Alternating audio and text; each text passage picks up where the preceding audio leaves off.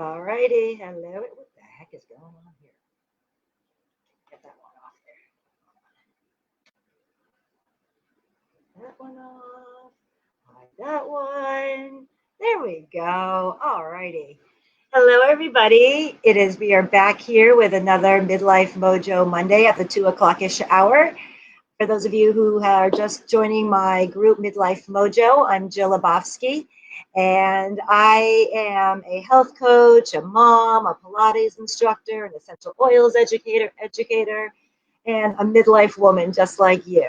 And I created this group in general just to be an education, a resource, and a support center for women over 40. And every Monday I go live here close to the 2 o'clock Eastern Standard Time. Usually I try to get on, no later than about 2:10, somewhere around the 2 o'clock-ish hour, I always say, to jump on and just provide a little bit of education for you for the week, some motivation. Sometimes I'll have demonstrations, interviews, just a way of connecting with you on Mondays and getting our week started. And every week we begin in the Midlife Mojo group a new theme of the week. And this week is summer foods. And so, my husband and I, we're kind of like old hippies or whatever. And I was driving the other day, and he must have had the Sirius Radio Grateful Dead station on. And the song Summertime Blues came on. And I was just thinking about that, Summertime Blues, and I was like, that was an interesting phrase because that's like never how I feel during the summer. I'm like, if it's colder than 74 degrees, I'm unhappy. So I always think of winter blues. But there is really such a thing as people having issues and depression and mood disorders all around our seasons, whether it be the winter or the summer. And I just really want to talk a little bit about that today. There's something called seasonal affect disorder, and it affects different people at different times, but you kind of couple that with what the midlife woman is going through hormonally with her mood swings and so forth. And we really can cause a lot of issues, and we kind of really need some solutions so that we can kind of get through all of this, and some easy solutions. And Midlife Mojo is all about providing you guys with some practical, natural solutions that I use myself, that I research to provide for you guys. I also love participation. So if you are watching this now live or on the replay, please just jump on in with any comments that you have to add to it. Any suggestions that you have. Every week I learn some new suggestion from somebody in the group that they've put something when we do these weekly education. So definitely, please, feel free to chime in. So I am just curious though, in general, is there a time of the year that you yourself feel more down? Like, do you find that, that you do have the winter or the summertime blues, or do you find that there's, for some people it has to do with the season and maybe the weather, and maybe there's something else going on. But for a lot of people, maybe it's situational. Maybe a loved one died around the holidays, so that's when they're feeling more depressed. There's can be so many different reasons that go on. For the summertime, we have a lot of, overwhelm. The kids are home, and it's supposed to be this like awesome time. I remember when my kids were little, we couldn't wait for summer and all the things we were going to do. But I was also in charge of like the full entertainment, and my kids are a little bit older now, but I know for those of you who still do have kids a little bit younger, that, you've had them home now since March, and you are the entertainer, the teacher, the all. So that can definitely, whether we recognize that or not, consciously, we definitely can cause some feelings of anxiety, some depression, some just not feeling like ourselves. And they may be feeling guilty for that, right? As well, because we're supposed to, have it all together and want our children to be with us all the time and so forth. So there's a lot of things that can definitely contribute to this time period. And so, many people do experience this up and down time. Studies do show that mental illness does spike seasonally. So there is science behind this. It's not just you being crazy. And I used to live, I said I don't like anything less than 74 degrees. I'm not joking. I mean, I grew up in Massachusetts. It was freezing. And I just can't even believe I used to live there. But I think about it now. Like, the thought of it just freaks me out.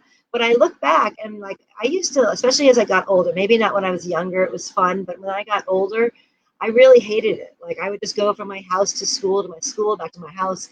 I didn't want to be out in it a lot. I know it definitely affected my mood.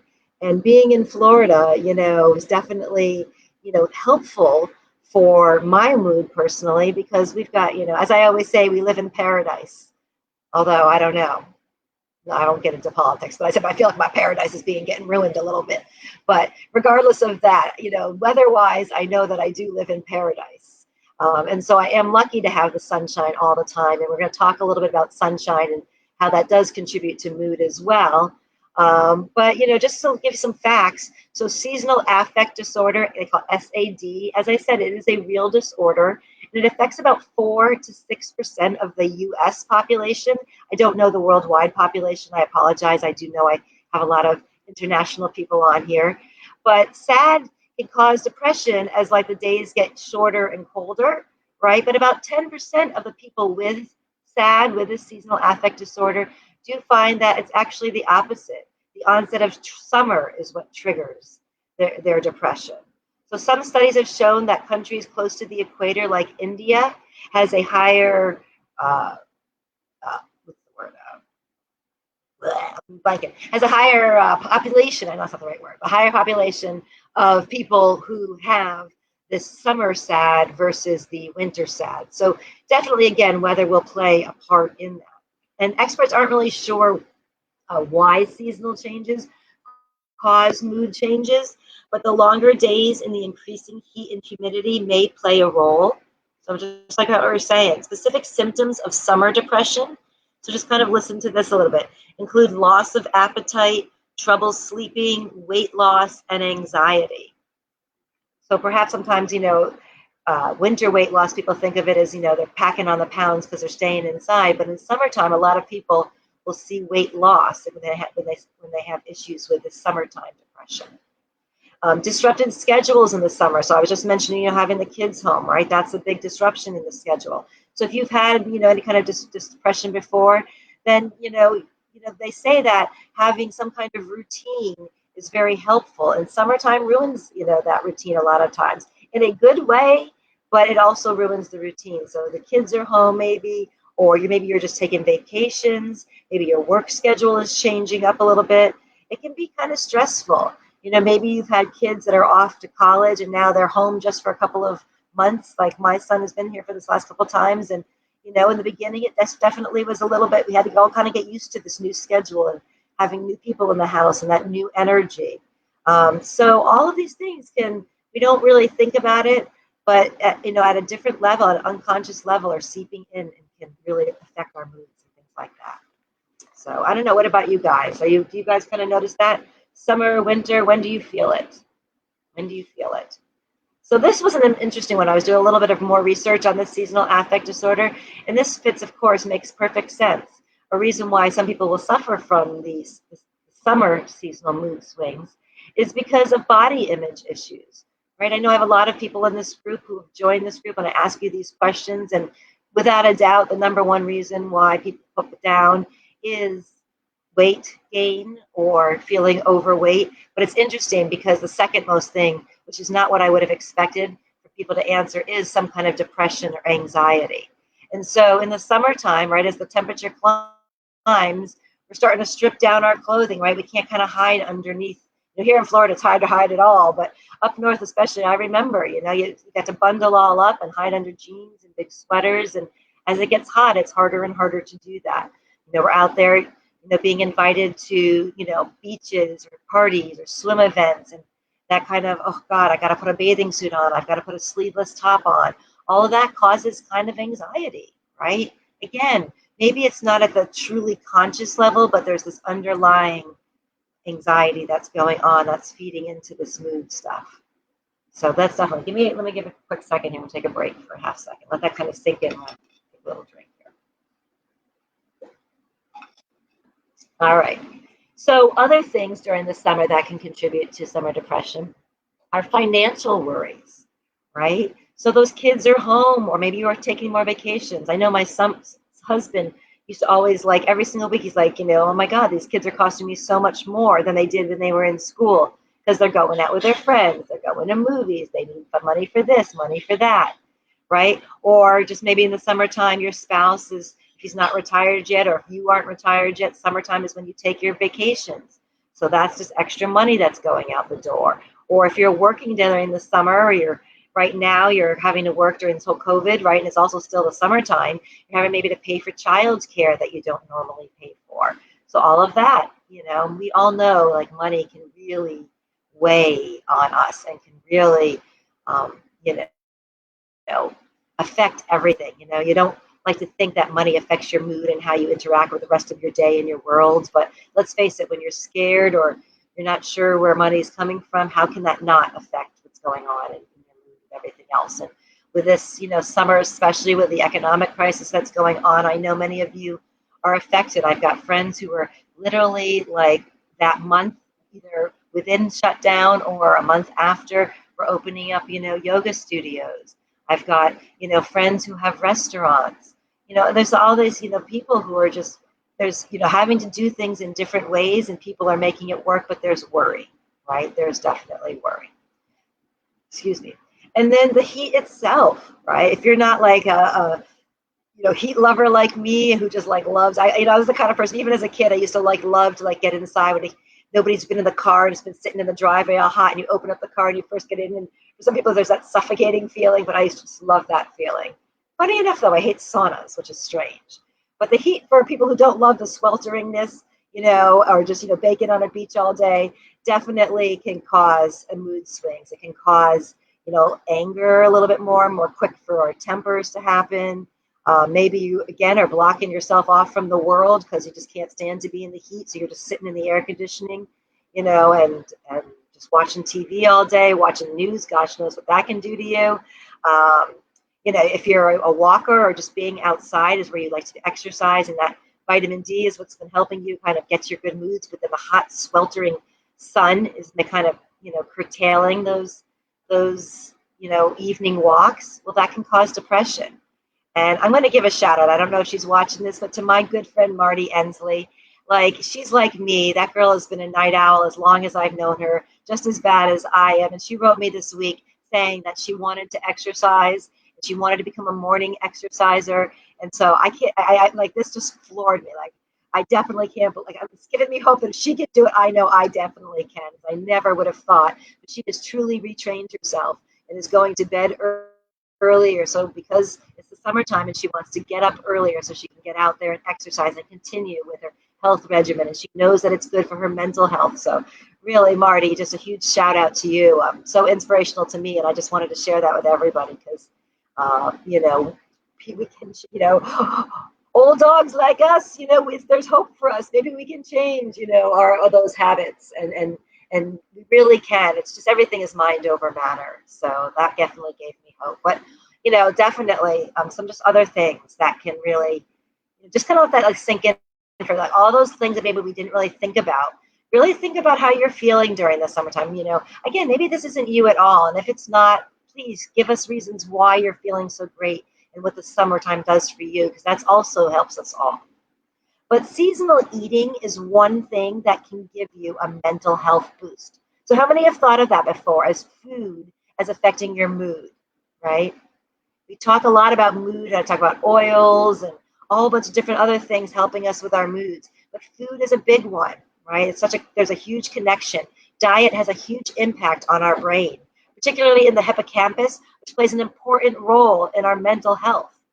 All right, so we want to make sure that what we're eating are the right types of foods. And studies show that changes in your diet can have a significant impact on that part of the brain.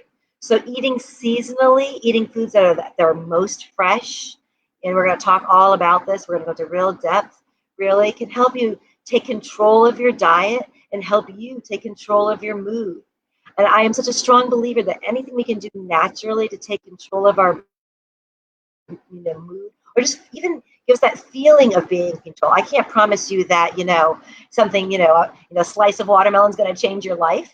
All right. But can I promise you that you're, just taking action is going to make you feel in control? That I can. So definitely diet can physically change our mood, but emotionally it can change our mood as well.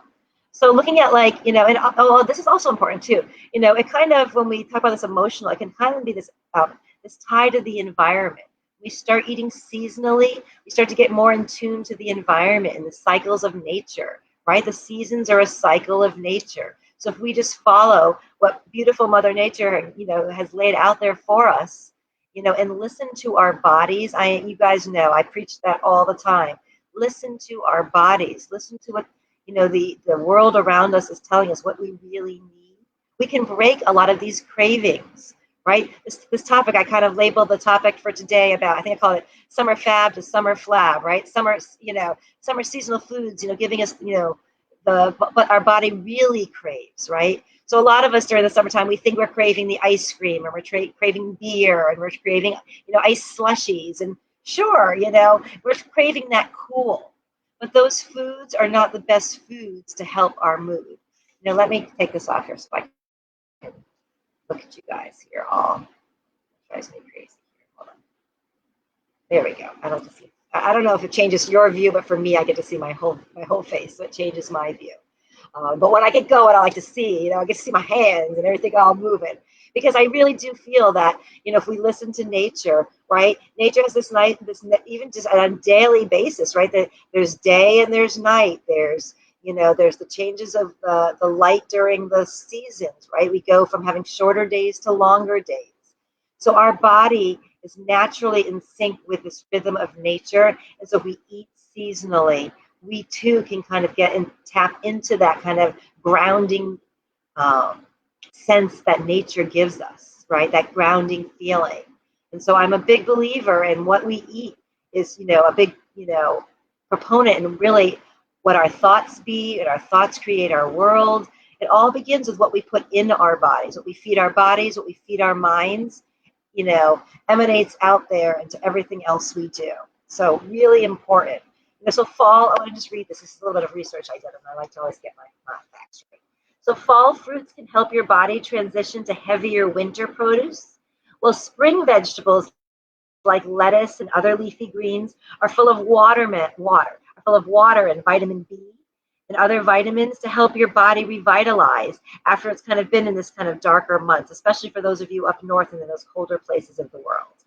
And then summer produce is very hydrating, right? So we talk about watermelon and berries, things like that, and keeping us cool. So we're going to be talking about things besides the ice cream, because, believe me, I like the ice cream too. I did my little ice cream run. It was I think the car was reading like 99 the other day. I had been out all day, needed to break my fast, and I'm not saying it was the best choice ever, but the new ice cream shop in town was calling me.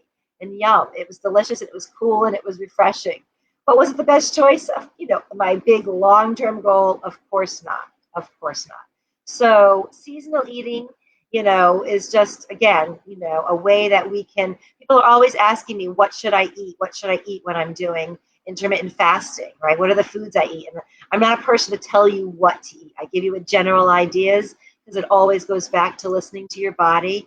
But add this kind of thought, the seasonal eating, into your kind of what I'm going to choose when I'm choosing foods, right? And, it's not necessarily like fall, spring, winter, because if you're in Florida, there isn't a lot of changes in the season. So think more about like the times of, where it's cold and dry versus hot and humid. That may be different for wherever anybody lives. And you may have to adjust your foods for wherever you live. So here, the hot weather, right? If you live in Texas, somewhere like that, hot weather, right? If we're still stocking up on all of our meat and potatoes during the summertime, those are more heavier, wintry foods that our body kind of craves and needs in the colder weather, right? But you're living in a place that's warm all year long.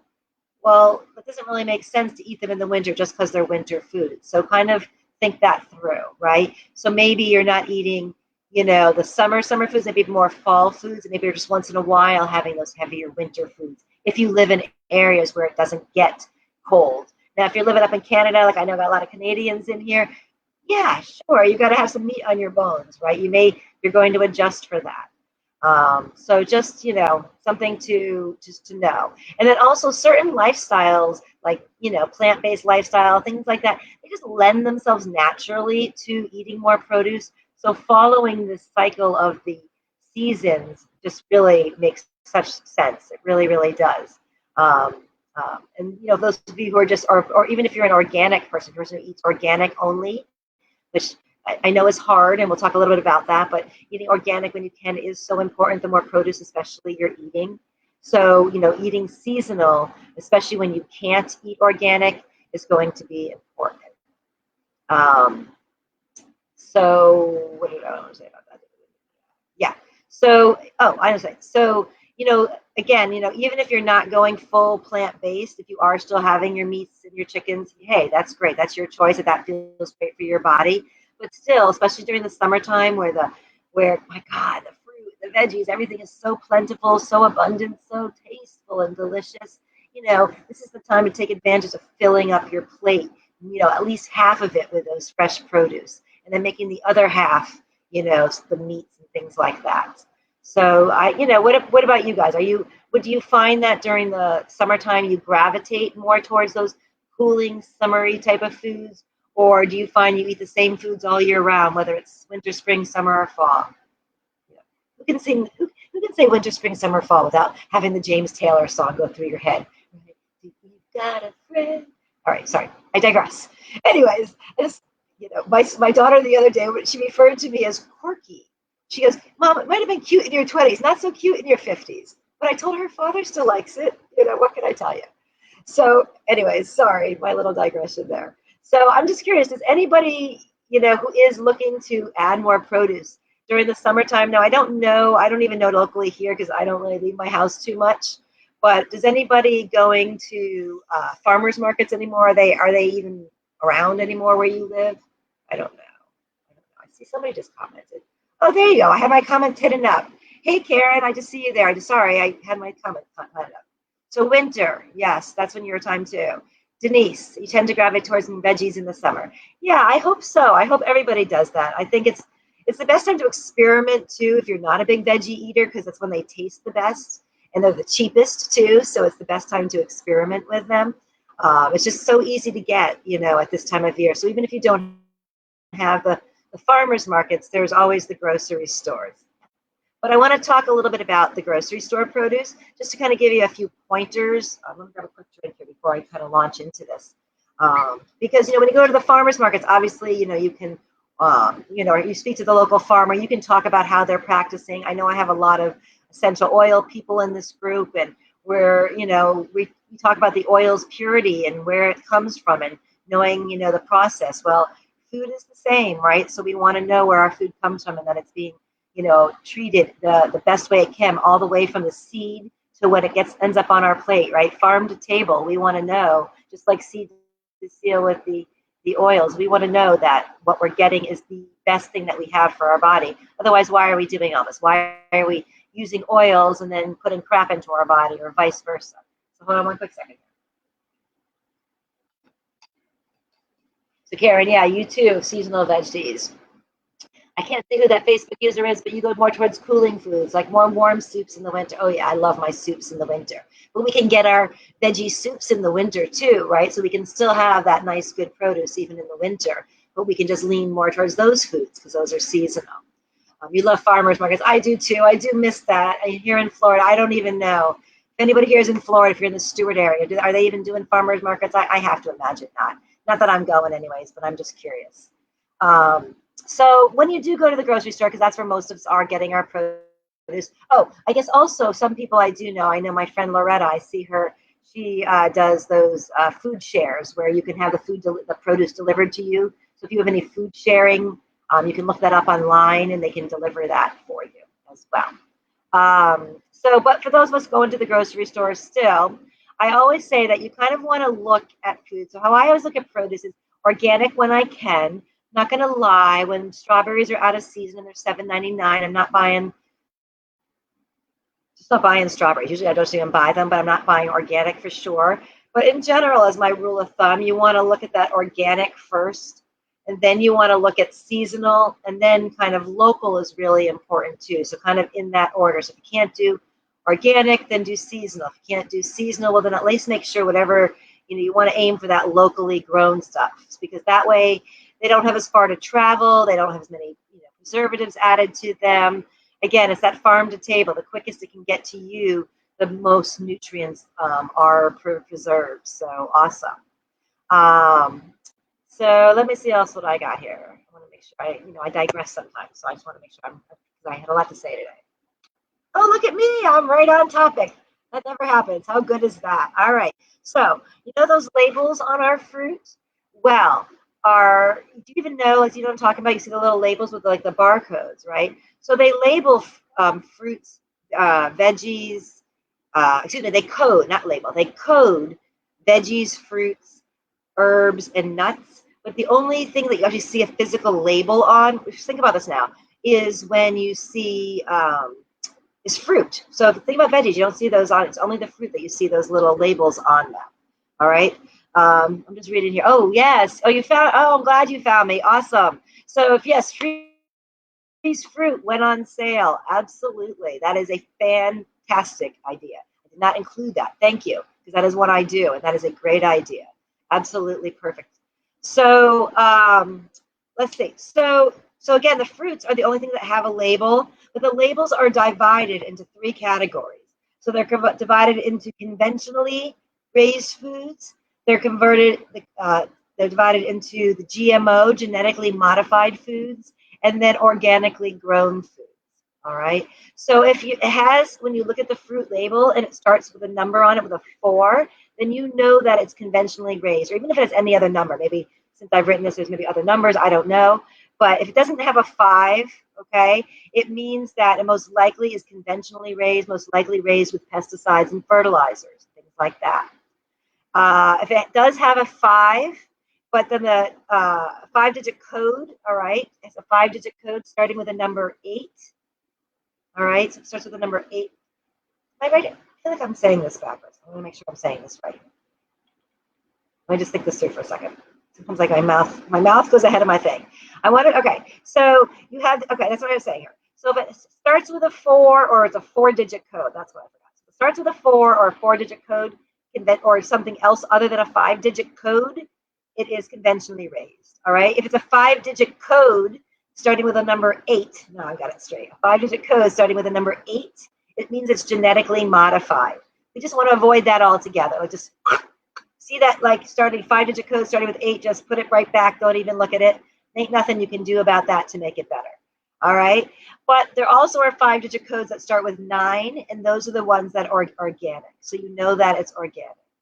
So the best, in that kind of order, I guess you kind of want to go organic, conventionally raised. Because conventionally raised with pesticides and things like that, although it is going to get into the fruit, at least you can wash it off. A genetically modified frankenfruit is what it is. So just avoid those at all costs. You can go to a place. Whoever's gone to the Environmental Working Group, do you know what I'm talking about? It's a site called the Environmental Working Group, ewg.org. So ewg.org, they give a bunch of ratings for a whole bunch of things, some of your makeups and your products. But they also have every year, they come out with, and they've already come out with a 2020 Dirty Dozen and Clean 15 list. Oh, you know what? I think I did this. It might have been good. Hold on. Look at there. All right. So there is that little link directly will take you to the Dirty Dozen. You can just go to ewg.org and in the search bar put Dirty Dozen 2020. And it gives you a list of the top 12 foods that are the most pesticide sprayed. And over, always the number one is strawberries. So when I mentioned earlier that I'm not willing to spend the $7.99, well, you know what? I kind of avoid strawberries, and that's when the frozen, that's why it's such a great idea, the frozen strawberries that you kind of had in season are best to pull out then, because they definitely are, you want to try and get those organic for sure. So a little, rules of thumb. I know organic can be expensive sometimes, and I know people right now especially are maybe eating more on a budget. So how I literally do my little rules of thumb is like everything you don't peel. So like a peach, a plum, things that you're just eating the skin, an apple, try to buy organic if you can, especially if it is on that Dirty Dozen list. If it's not on the Dirty Dozen list, I give myself a little leeway and try to hit some of the other criteria. But everything that you peel, like a banana or even like a cantaloupe that's got a thick rind, a watermelon even that's got a thick rind, if you're not eating the rind, maybe you can get away with not eating the organic. You can buy more conventionally grown and look for the seasonal and the local versions. And then, but as I keep saying, just never buy the GMOs. That's kind of my little kind of trifecta thing, how I kind of do things. So give me a little second. I'm going to look up for 2 seconds. I'm going to see if I can get on Facebook because I can't see who you are, who's talking to me. Facebook, I'm going to look who you are up there. The person, whoever's talking to me about, who gave me the suggestion for the fruit, write your name in the comments because I can't see what your name is. And for the future, I know you said you just found me, so I'm not going to do this, but write your name in there so I know who I'm talking to in the comments. But for the future, I give a little link, and if you click, anybody who's watching also on the replay, if you click on that link one time, it'll keep it forever, but my streaming service Be Live captures it, and then I can kind of interact with you by name a little bit better than hey you. So you can do that. All right, so here I am. I'm talking about kind of things being sprayed with pesticides and fruit and buying our fruit. Well, here right now, we're just talking about, I don't know about you guys, but when I go to the produce section and I'm picking up something, I'm thinking, okay, like who else has picked it up, smelled it, put it back, and I'm just so, worried all the time about, bringing something home from the grocery store. And I do all the grocery shopping for my mom. And I'm the only person she really sees. And so I know if God forbid anything, she ever catches anything, it comes from me. So, but we should have been thinking this long before COVID, just how often we're touching food and other things like that. So it's really important when you come home to wash all of your produce, right? Oh, Janine, it's your friend Aurora. Thank you. I appreciate that. All right. Janine, you too also. If you show up as Facebook user, I'm going to teach you both how to do that. But I knew that you had invited you. So thank you, Aurora, for joining us. So it's really important that you wash your produce like really, really thoroughly. You guys know I'm a big Young Living person. For those of you who don't know Young Living, it's an essential oils company, but they're also a whole health company, and they have a lot of products that are infused with their essential oils, and they sell a wonderful fruit and veggie wash. It comes as a big soak that you can fill up a big bowl or your sink and you can add it to, but it also can take on the go. I love to have it in my purse, especially nowadays, because then I can kind of, if I'm somewhere and somebody, I grab a piece of fruit out of the grocery store, let's say, and I'm hungry on the way home, I can spray it down and clean it up before I eat it. So that's a great thing. Or even just white vinegar. You can add some essential oils or not to it, but white vinegar is another way to clean up your produce. If you just sink it in a bowl and you clean it up for a while and you take it out and you see what the bowl looks like afterwards, it's kind of freaky. So definitely clean that produce for sure. Definitely important. Is everybody washing their produce? I hope so. Who's washing it with the thieves wash? You guys like that? It makes me feel good because, I know there are commercial washes out there, that you can spray. I see them at the grocery store. But, I look at them and I don't even know what some of the words on there mean. So here I am adding chemicals to spray off chemicals. And like that defeats the whole purpose, right?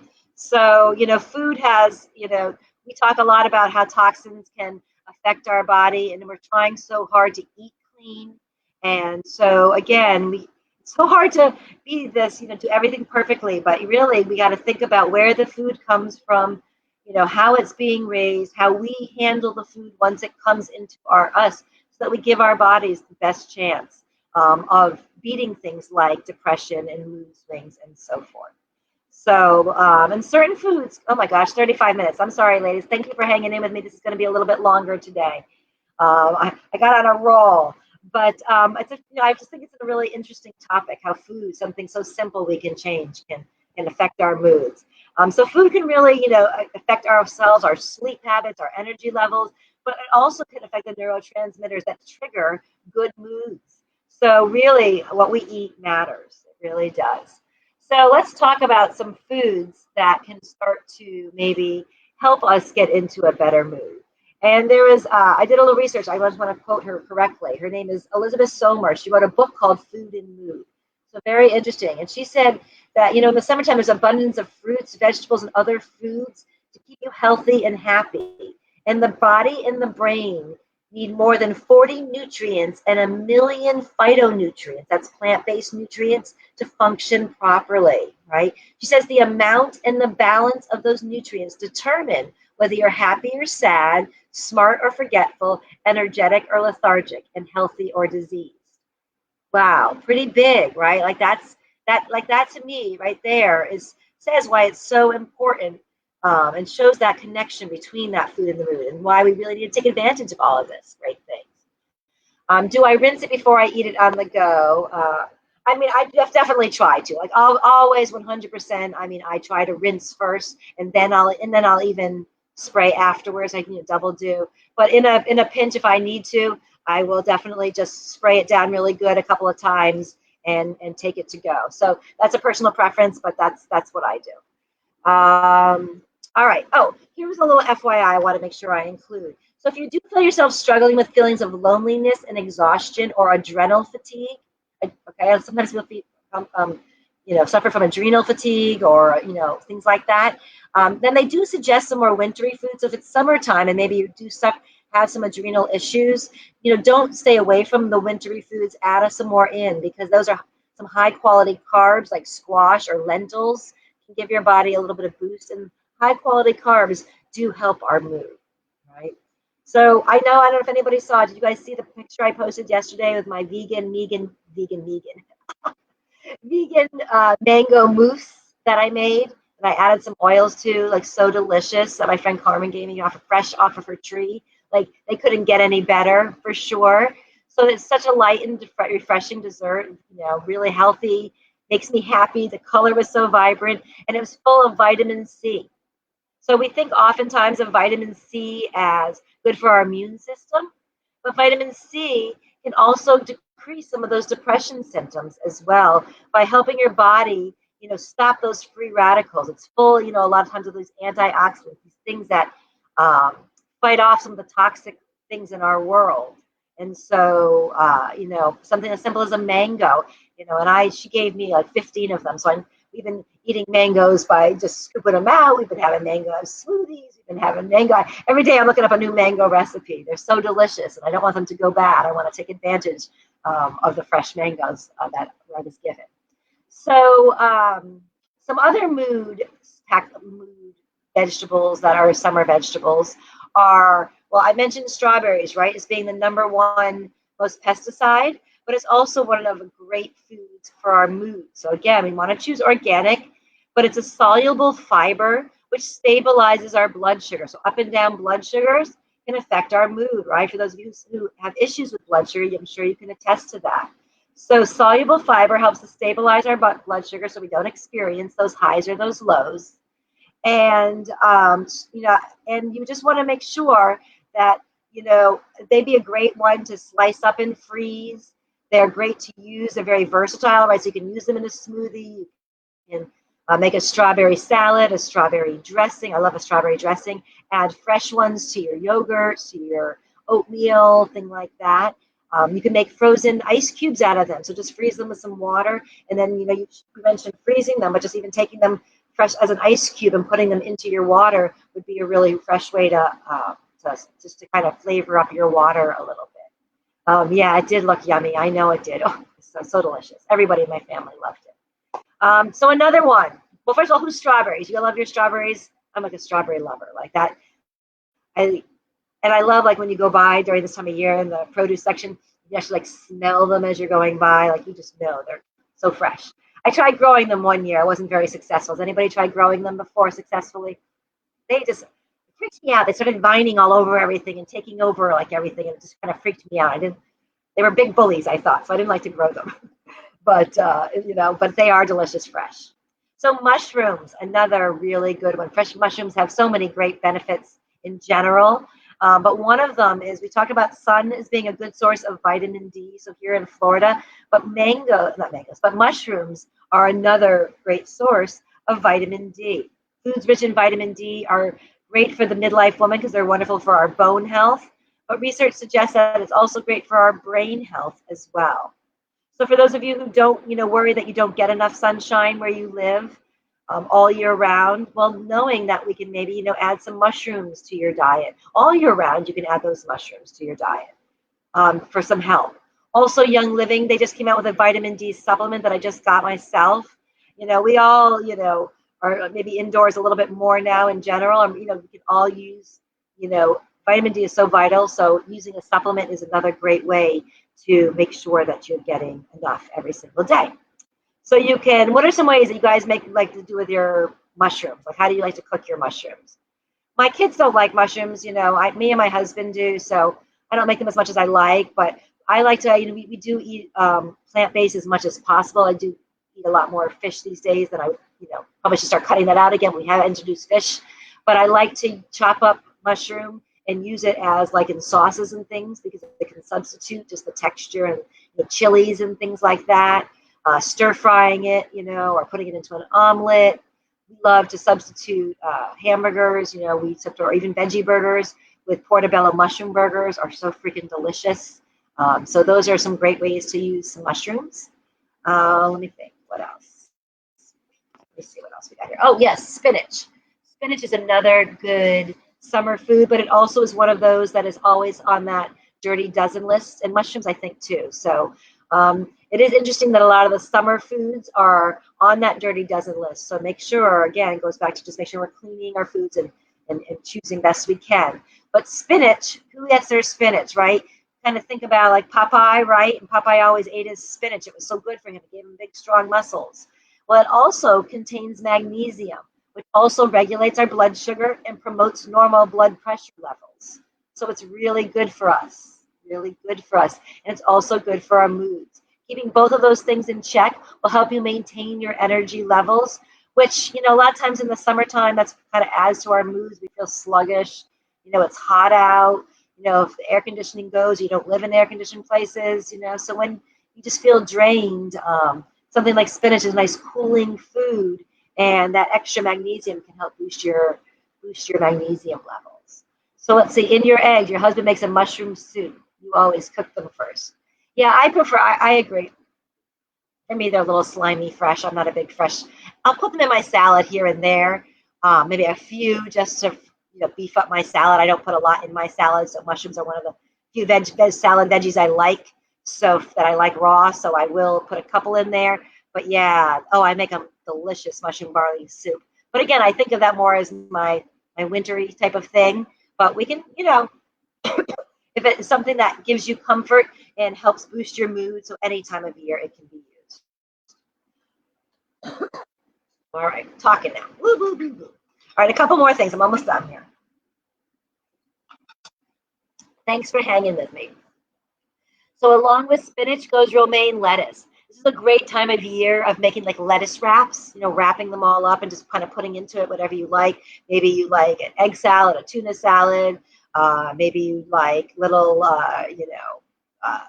ground vegetables all up in there, whatever it may be. Just wrapping them up into your, the romaine is a great way to make, cute little snacks as appetizers or as your main meal. Substituting it from the bread, which can leave you kind of feeling heavy afterwards. This will kind of feel making you feel a little bit lighter, a lot more energy. It's an excellent source, romaine lettuce, of folate, which is, and low levels of folate have been linked to depression. So you can look that up, the science behind that. But romaine is a great way of getting folate in, and another way of just helping our mood issues. You heard me mention watermelon a few times. I mention watermelon a lot because this is the time of year to be eating your watermelon, because it's also great for hydration, but it's also filled with lots of lycopene. So we think of lycopene a lot with, people talk about lycopene in tomatoes, but watermelon actually has 20% more lycopene than tomatoes. And lycopene is just like, what it does is it helps lower the risk for inflammation that comes along with things like dementia and possibly depression. They've even linked it to. So, just this lycopene, another thing to do your research on. And watermelon is a great place to get it. And who can't have fun eating watermelon, right? You get like a big piece and you get like a little smile there as you're eating it, right? A little slice. It's just fun to eat. It's fun to chop up. In our house, well, half the house, we're a house divided on this topic. But me and my daughter, we love our lime watermelon. So I'll take I'll buy just at the grocery store. My husband will cut up a watermelon, and we'll take a freshly squeezed lime. We'll squeeze a full lime, and the 3 or 4 drops of lime Vitality Young Living oil, and we'll mix it all into the lime juice and then just pour it over the watermelon. Always best a few hours later, even the next day. But for whatever reason, the boys like their watermelon plain. So either way, delicious. But this is the time of year to be eating a lot of it. Hey Don, oh yay! Thanks for joining us. Good to see you here. All right.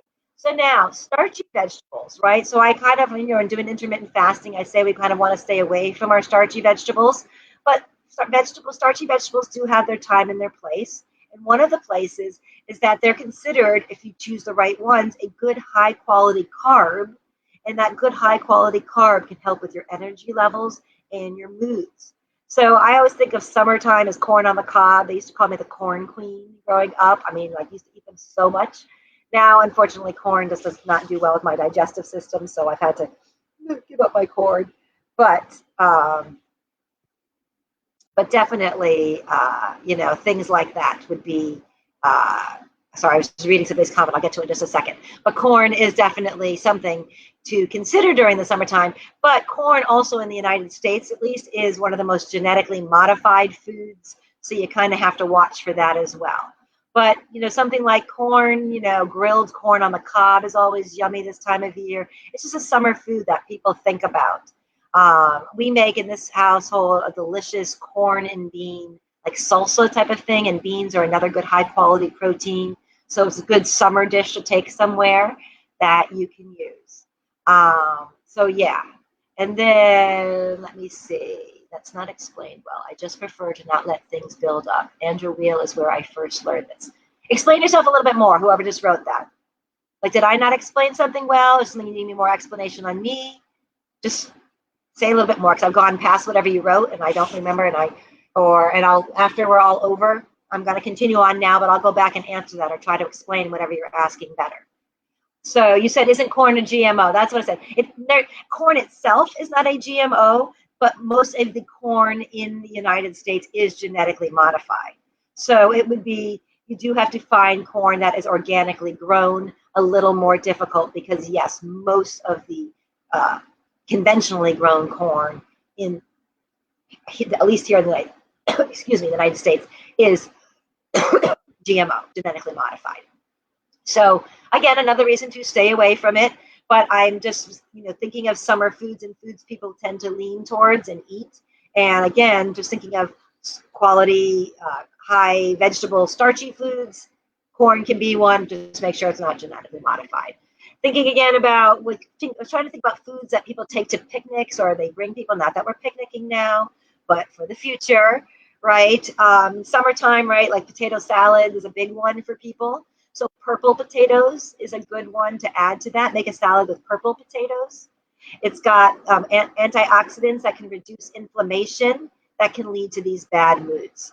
So make everybody happy at the party and make a potato salad full of purple potatoes when you go, right? One day we'll get back to those parties again. I felt bad. My daughter was supposed to go to a birthday party the other day, and as my husband's driving her there, he's like, "Why are we allowing this?" And I was like, "I'm not really sure." And we just made her cancel, and luckily they understood. But one day we'll, get back to parties again, and that'll be good. So the last couple foods here I have are orange bell peppers. Anything with deep orange color. It's got beta carotene, great for depression. Another got antioxidants, helps protect the brain from damage.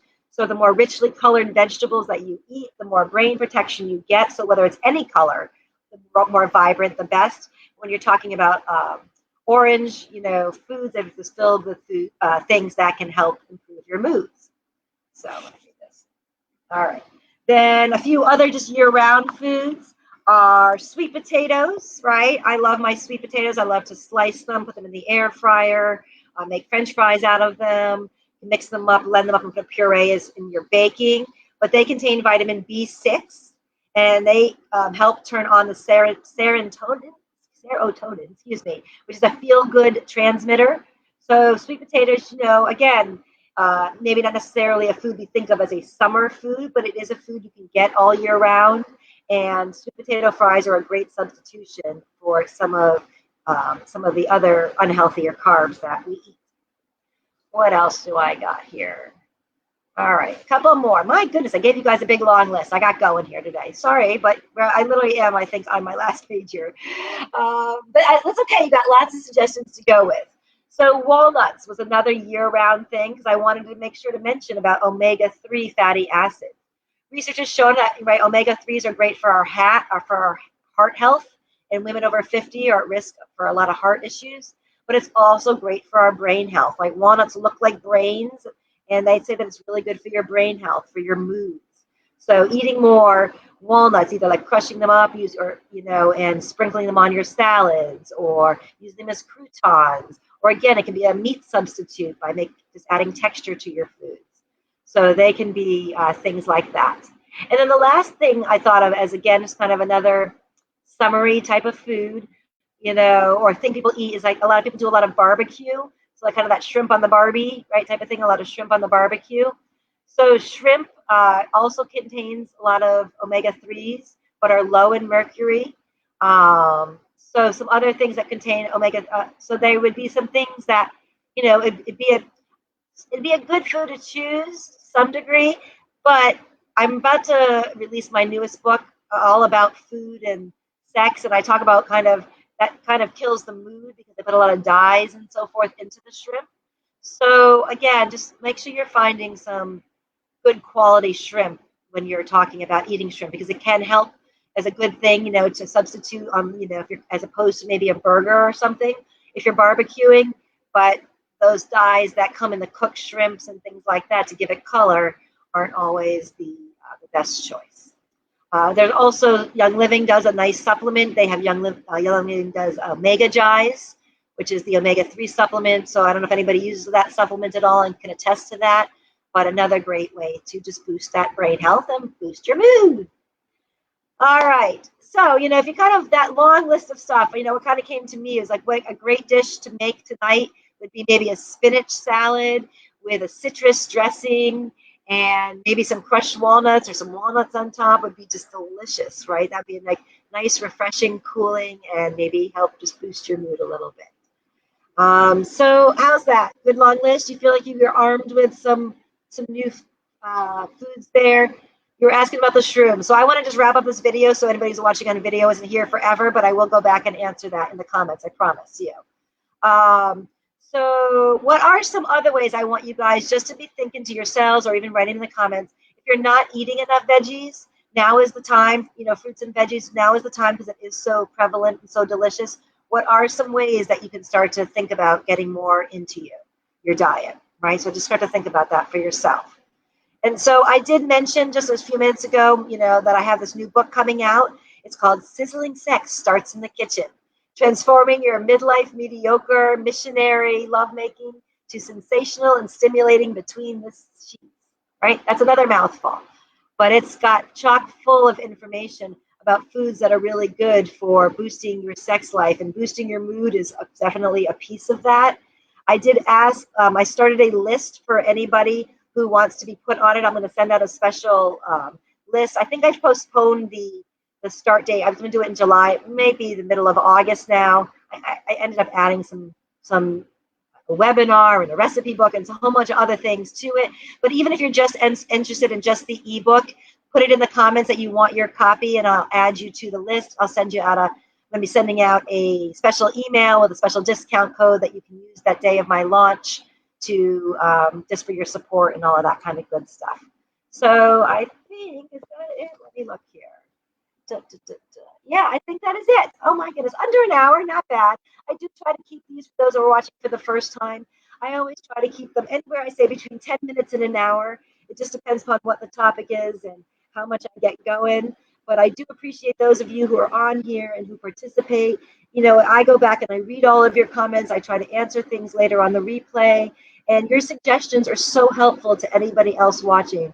I always say that, I'm just always a few, I started this group because I'm always a few steps ahead of most people in maybe the health and wellness world, but there are things that people don't know, right? Somebody's talking, they learned some things from Andrew Weil.